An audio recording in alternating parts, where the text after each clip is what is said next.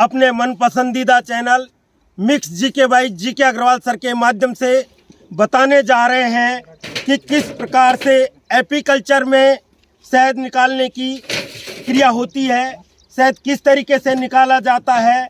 तो मैं जो इस कार्य में लगे हुए हैं उनसे कुछ जानकारी लेना चाहूँगा। हाँ सर, आप बताएं। इम्तियाज हुसैन। ओके, आपका नाम इम्तियाज हुसैन है। आप कहाँ से हैं? हम जम्मू कश्मीर से। आप जम्मू कश्मीर से हैं? जी सर। थोड़ा चेहरे ऐसा रखें। तो आप लगभग कितने दिनों से इस कार्य में लगे हुए हैं? मतलब दिन या मतलब कितने महीने साल से लगे हुए हैं? लगभग हम तकरीबन हर कोई 4-5 साल से। ओके, आप जो ये कार्य कर रहे हैं उसमें आपको कैसा महसूस हो रहा है? बढ़िया महसूस हो रहा है। हम ये शहद कैसे निकालते हैं और शहद को निकालने के ये कौन सी मशीन है जिससे आप इस पर थोड़ा ये धुआं का स्प्रे कर रहे हैं? इसको बोलते हैं स्मोकर। इसे धुआं देते हैं, मक्खी थोड़ा नीचे बैठती है, काटती कम है। अच्छा, काटती कम है जी। तो आप जैसे इसमें स्नूकर सभी में देंगे? हाँ, सभी में देना पड़ता है, किसी में नहीं देना पड़ता है। अच्छा, तो थोड़ा हमको ये विधि अच्छा इस तरीके से इन मक्खियों को आप अलग कर लेते हैं। ये एक फ्रेम को बाहर निकालना मतलब बाहर मक्खी को गिराना पड़ता है ताकि मतलब मक्खी को नुकसान ना हो। अच्छा, बहुत अच्छा। आप इनके जीव हत्या का भी विशेष ध्यान रखते हैं कि ये मरे नहीं, खत्म नहीं हो। और बहुत अच्छा। तो इस तरीके से हर फ्रेम से आप इनको दूर करते रहेंगे? जी सर, जी सर। और फिर दूसरे फ्रेम में शिफ्ट करते रहेंगे? जी सर, जी सर। देख रहे हैं साथियों, ये हर फ्रेम से दूर की जा रही हैं और इस तरीके से दूर कर करके इनको दूसरे फ्रेम में शिफ्ट किया जा रहा है ताकि मक्खियों को भी नुकसान नहीं हो और उनके द्वारा छोड़ा गया शहद भी फ्रेम में रह जाए। अभी थोड़ी देर में आपको आगे क्या प्रोसेस बताने जाएंगे, क्योंकि ये फ्रेम से इनको इकट्ठा कर लिया जा रहा है और ये फ्रेम में जो शहद के लिए इनको आगे ले जाया जा रहा है। जो आप देख रहे हैं, आप देख रहे हैं किस तरीके से आगे की मशीन का जो प्रोसेस है वो आपको बताने के लिए भाई अंतिम आज बताने को टेंट लगा हुआ है। ये टेंट इस बात को दर्शाता है कि मक्खियां बाहर ही रहें और उनको किसी प्रकार की क्षति नहीं पहुंचे और इनका भी कार्य निरंतर चलता रहे। मैं भी क्या सर अंदर आ सकता हूं टेंट में?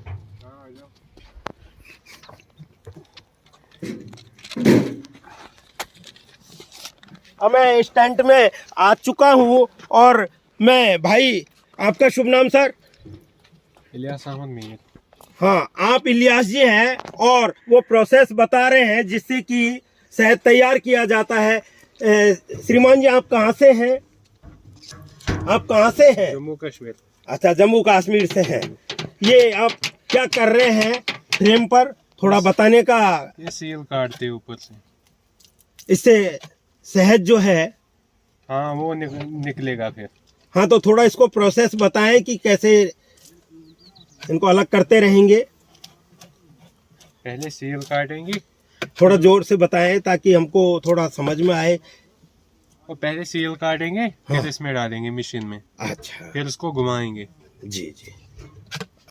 हाँ बोलो। ये आप देख रहे हैं, ये पूरे फ्रेम इसमें डाले जा रहे हैं। ये फ्रेम इसमें डाल दिए जा रहे हैं कि एक मशीन है जिसमें 8 फ्रेम लगाए गए हैं और इन 8 फ्रेमों से किस तरीके से शहद निकलता जा रहा है। भाई, आपका शुभ नाम क्या है सर? इजाज अहमद। ओ, इजाज अहमद जी जो है मशीन को धीमी गति से चला रहे हैं। धीरे धीरे इसकी गति बढ़ती जाएगी और ये फ्रेम जो है उसमें से शहद नीचे इकट्ठा होता जाएगा। क्या आप देख रहे हैं? ये जो टेंट देख रहे हैं उसका उद्देश्य यही है कि बाहर से मक्खियां अंदर नहीं आ जाएं और किसी को हार्म नहीं पहुंचाएं, किसी को नुकसान नहीं पहुंचाएं और ये शहद जो है वो आसानी से निकल जाए। क्योंकि शहद निकालते समय बताना है इनका कि मक्खियां बाहर से भी अटैक कर सकती हैं और वो इस और को प्रभावित भी कर सकती हैं।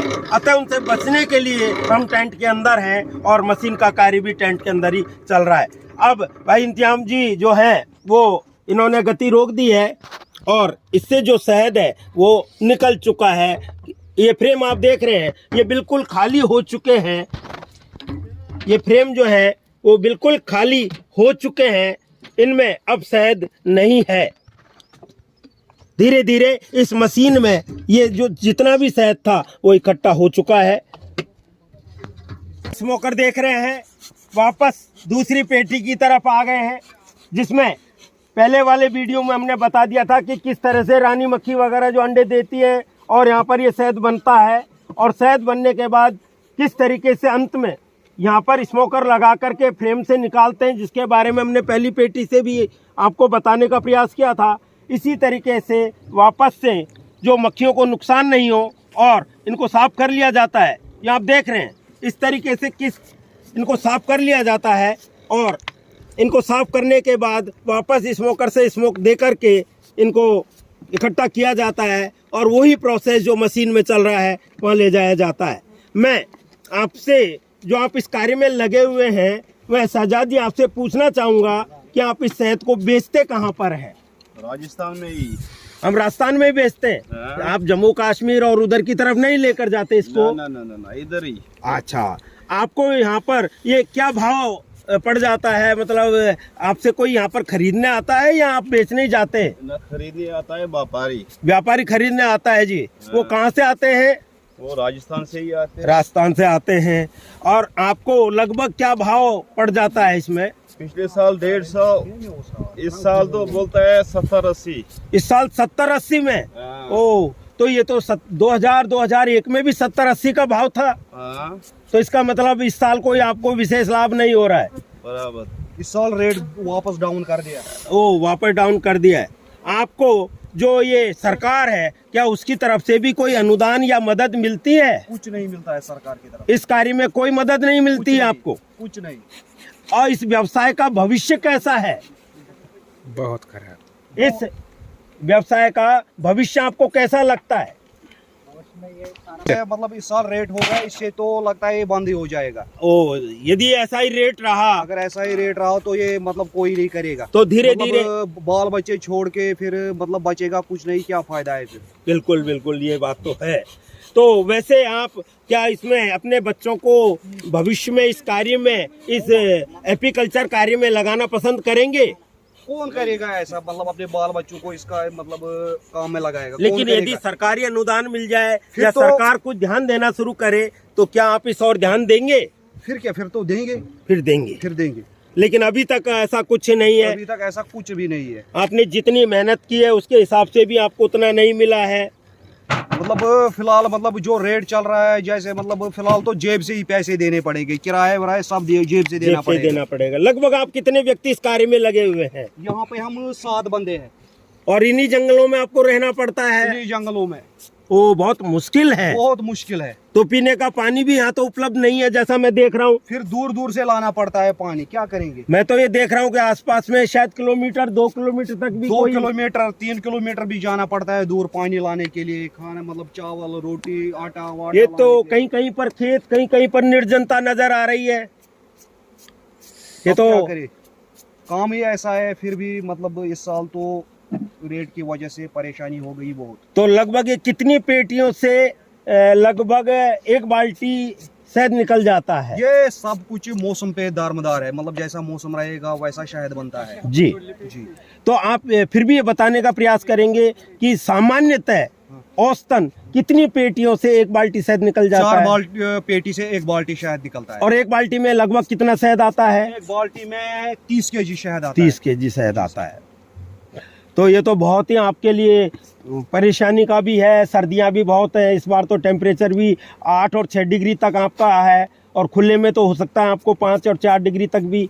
लेकिन आप जम्मू से हैं तो निश्चित रूप से टेम्परेचर आपके लिए बहुत ज़्यादा मायने नहीं रखता है। नहीं, हमारे लिए मायने नहीं रखता। लेकिन रोजगार का सवाल है। रोजगार का सवाल है। देखिए साथियों, यह है पापी पेट। पेट के लिए, रोजगार के लिए ये बासिंदे जो कि अपना घर छोड़ करके जम्मू और कश्मीर से यहाँ पर आए हुए हैं, लेकिन जैसा हमने इनके रूबरू होकर के सुना कि भाव भी वो नहीं मिल रहा जो 2001 और 2 में था, जो 80 रुपये किलो था, पिछले साल 150 रुपये किलो तक आ गया था। लेकिन इस बार कोई व्यापारी तैयार नहीं है, 70 रुपये किलो में भी कोई तैयार नहीं है। और ऐसी स्थिति में ये जाएं तो कहाँ जाएं? इस बार कह रहे हैं कि जेब से लगाना पड़ेगा, और ऐसे में यदि हम स्वयं भी इस कार्य में शायद छोड़ना चाहेंगे और अन्य दूसरे कार्य की ओर तरफ देखना चाहेंगे। देख रहे हैं आप, चारों तरफ निर्जन है, और इस निर्जन में ये किस तरीके से सब अपने इस कार्य में लगे हुए हैं, लेकिन मन में कहीं कोई कमी नहीं है। ईश्वर के प्रति आस्था है,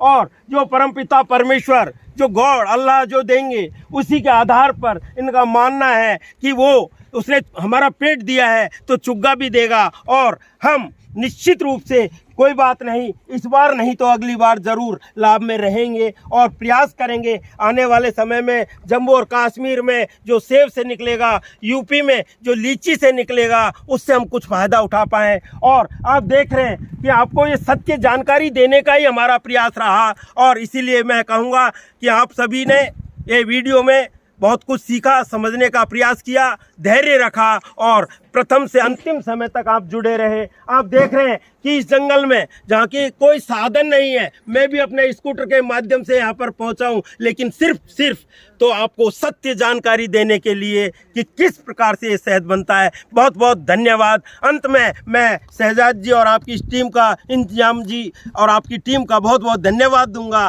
कि आप सबने बड़े सहयोग से इस वीडियो को बनाने में मदद की। धन्यवाद सर।